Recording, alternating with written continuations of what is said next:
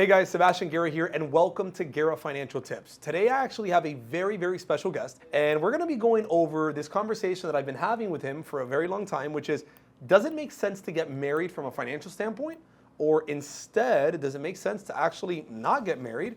And do we end up paying more or less in taxes? I'm going to share my screen with you, and then that way we can kind of decide if it makes financial sense to actually get married. Let's talk about how much money you're making right now. So what do you expect to make this year? I'm thinking I'll be making around 150 this year. About 150,000. Okay. Yep. So, and what do you think your wife is, or future wife is going to be making this year? She should be around 65,000. 65,000. Okay. So that's going to be taxable income for this year? Yep. Okay. So $65,000. All right. So there's obviously a couple other factors. Do you think there's any interest or dividend income that you guys are expecting to get this year? Yes. What do you think you're going to be making from that? About $5,000 in dividends for the year. Okay. All right. And then? That's about it. Is that just you or is that her?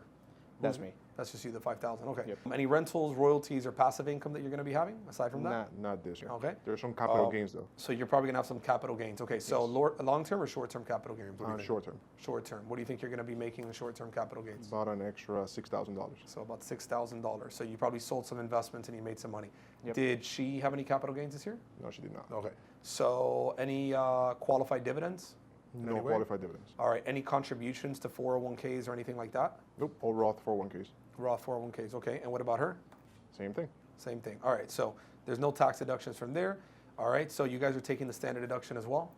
We are.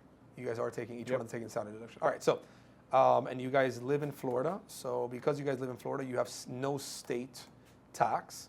So I'm going to click on calculate and let's figure this out. So you this year, you're obviously your spouse number one, you're going to be having about $161,000 of income.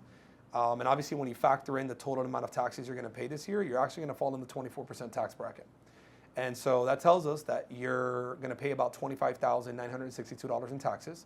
She, on the other hand, she's going to be making about $65,000 this year. And based on what she's making, she's going to fall in the 22% bracket by herself, right? So that's about $5,467 that she's going to be paying in taxes. So when you add up what you're going to pay plus what she's going to pay, you guys are going to pay about $31,429 individually, right? So between the two of you, it's $31,429. But when you add up what each one of you pay individually, it's about 31 grand. Okay. Now, if you guys decide to get married, you guys now are doing what are called joint tax returns, and you're actually going to pay a little bit less. You actually pay about $800 less in federal income tax by getting married, right? So it's not that big of a difference, but you actually do save almost about $1,000 by getting married. Was the tax bracket? So the tax bracket would be 22%. Got it. As married, yeah. So it's less. For me. So it's going to be less for you, right? So overall, you guys as a team are going to actually save about $800 in taxes. So I think what's important out of this is that obviously these numbers will change drastically depending on how much money you're making, right? So let's say that his wife was not working today, or his spouse was not working today, and she had no income, and then I clicked on calculate here.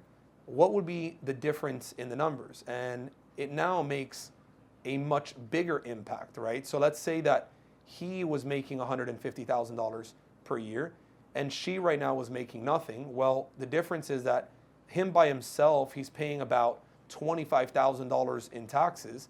But if she was not working, then they're just paying $25,000 between the two. But now, if they now do a joint tax return, we're talking about an $8,000 savings. So if you're ever trying to figure out on, does it make sense to actually get married?